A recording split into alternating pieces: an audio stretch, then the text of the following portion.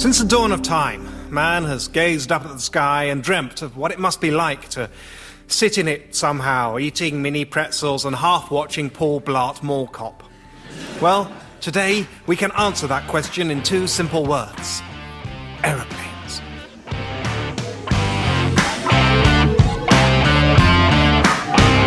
Ever since I got After Effects, there's one shot I've been wanting to crack. Flying through clouds. I've always been a magpie for freebies, and these clips came from Artbeats in 2006. Yes, I'm old. They do in a pinch, but it must be possible to achieve something similar in AE, right? I mean, DreamWorks use it for their ident. A couple of years ago, I made a whole series of tutorials showing how to use CC Particle World to generate a tunnel of flat clouds you could fly down. And yet, when I tried to apply the same techniques for clouds, I got, well, this. In CC Particle World, newer particles always appear in front if there's any sort of conflict in 3D space, which limits what you can do. And for whatever reason, clouds push it too far.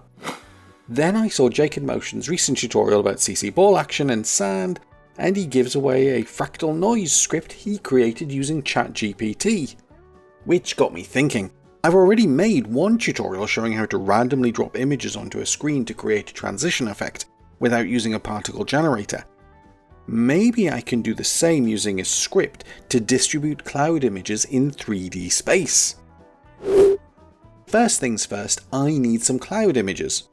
And while you can find some decent cloud images on royalty-free websites like Pexels, I decided to head over to Adobe Express and use their AI text-to-image generator.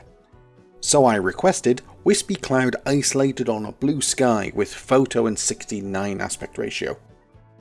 Adobe, how come I can't set these options up before you make the first round of generative images? But these are pretty good.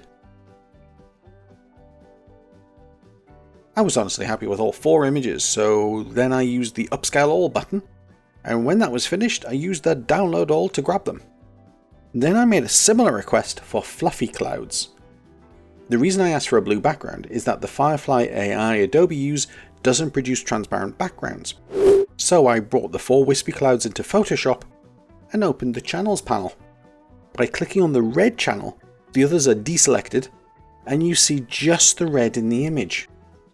If you now hold Ctrl and click on the channel, you create a selection for that image.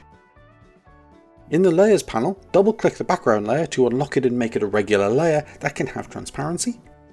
Then select the layer mask option. The copied red channel has now become a layer mask, cutting out everything not red from the image.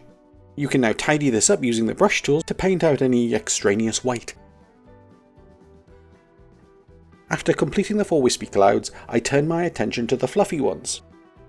The channels trick didn't work so well here, but after converting the layer from a background, the option for Remove Background appears in the Properties panel. Photoshop does its thing, and pretty good. Not perfect though, as there's the little blue outline that will show up when stacking the layers in an After Effects comp. So, with the layer selected, hold Ctrl and click it. This makes a selection in the shape of the layer, then go to Select, Modify, Contract, and reduce the selection by 4 pixels. Then right click on the layer mask and choose Delete Mask, and then use the layer mask option to add your new selection. There, that's better.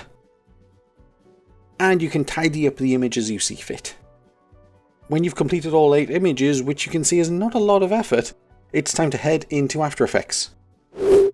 I've created an HD comp and I've added in my first cloud image. I'm going to turn this comp into an essential graphic and I want to be super lazy. So next, I'm going to go to Layer, New, Null Object. And I'll hit enter and rename this to Controller. And then I'll go to Effect, Expression Controls, Slider Control. And with the effect selected, I'll hit enter again and rename this to Cloud Layer. And then I'll right click on the slider value and choose Edit Value. And I'll set the minimum to 1 and the maximum to 8. This will make it easier later to keep track of things. Next, I'll go back to Layer, New, and this time choose Adjustment Layer. And then I'll go to Effect, Distort, Turbulent Displace, and set the displacement to Twist, drop the amount to 18, and raise the complexity to 3. Then set a keyframe for the evolution, and move it to the end of your comp and set a new value. What's happening is that the adjustment layer is going to add some subtle movements to the clouds. Not a lot, but it might just help disguise the illusion we're looking at static images. Expose the controller null slider on the timeline and set the value to 1. OK, now select our cloud layer and tap T to expose the opacity property. Hold Alt and click on the stopwatch. And type if brackets, and be careful as AE likes to close brackets automatically.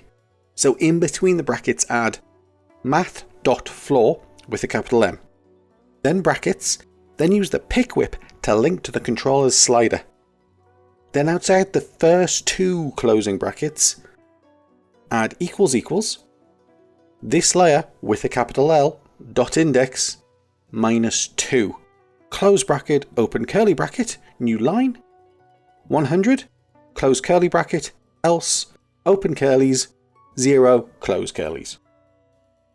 So what this expression is doing is taking the value of the slider and math.floor is turning it into a whole number only.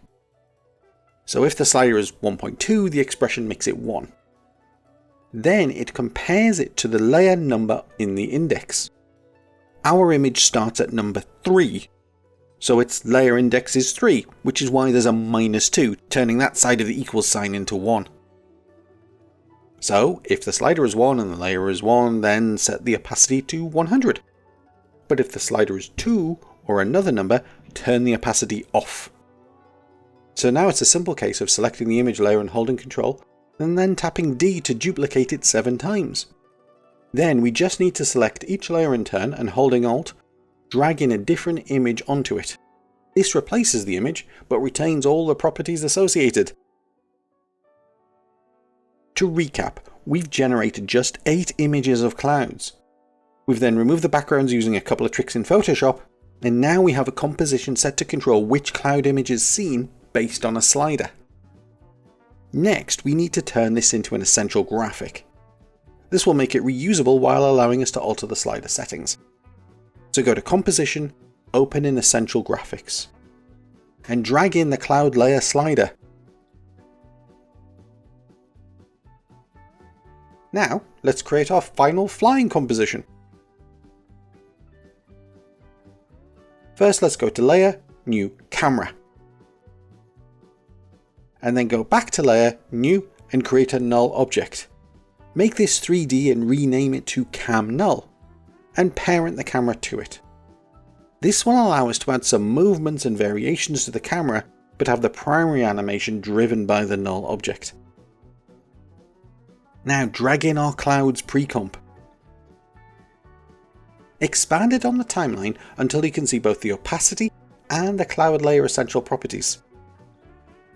Hold Alt and click on the cloud layer and type seed random with a capital R, brackets, this layer.index. So we're basing the randomness on the layer's property, which is how it works anyway, but then we're going to add, comma, timeless equals true, close brackets. So the random seed will only generate once.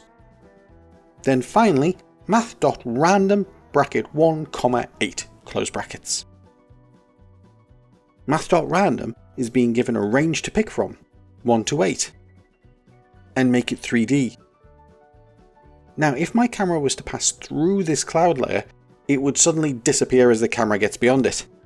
And we want to imply this is a 3D cloud, so on the opacity property, hold Alt and click on the stopwatch, and type var dist equals, we're creating a variable called dist, short for distance, length, brackets, and pick whip the layer's position, comma, and pick whip the camera layer, then dot, to world, capital W, brackets, square brackets, 0, 0, 0, close squares, close brackets, twice. New line, layer, brackets, dist, comma 250, comma 400, comma 0, comma 100, close brackets. What's happening here is I'm getting After Effects to calculate the distance between the cloud and the camera. But because I have parented my camera to the null, its position values have been thrown off. So I'm using toWorld to get the camera's actual position. I'm then using this value dis to drive a linear function, so that when the dis turns 250, set the opacity to 0, and increase the opacity to 100 as the cloud moves towards the 450 pixels away from the camera, so that as the camera gets closer to the cloud, it will fade out. Okay, now I've got one cloud layer. I could start duplicating this layer and arranging the clouds manually. To add a bit of randomness, I asked ChatGPT to help write a script to make a bunch of copies, positioning them with limited randomness along X and Y axis and distributing them along the Z axis. With a little bit of refinement, I have the saved JSX file. And in AE with the precomp layer selected, I go to File, Scripts, Run Script File. I get a prompt asking for how many clouds, and then how far apart I want each cloud to be. And there we go. Now, full disclosure, previewing this comp is a real pain. AE is processing a lot of high quality images in 3D space. Dropping my preview down to quarter sped up the previews and enabled me to improve the timing. But one of the benefits of the script approach is that you can disable the expressions whenever you need to replace it with your own value. So if a particular cloud is not the right one, I think the wispy clouds work best for fly-throughs, then just expand that layer as a central graphic, click on the equals to disable the expression, and set a different number. By arranging the clouds as layers in 3D space, it then becomes easy to add 3D text or a plane or birds. To add a sky, I asked Firefly to generate me this 360 sky map with this prompt. Added it to the bottom of my comp and then went to Effect, Perspective, CC Environment. You'll find the entire project along with the script in the description. Please make sure you virus check anything you download from the internet. And to add all the finishing touches, I dropped in my quick cheats comp to add a touch of color correction and other real world elements. It's quite surprising how much variation you can get from just 8 images. Of course, with the methods outlined here, there's nothing stopping you adding a lot more.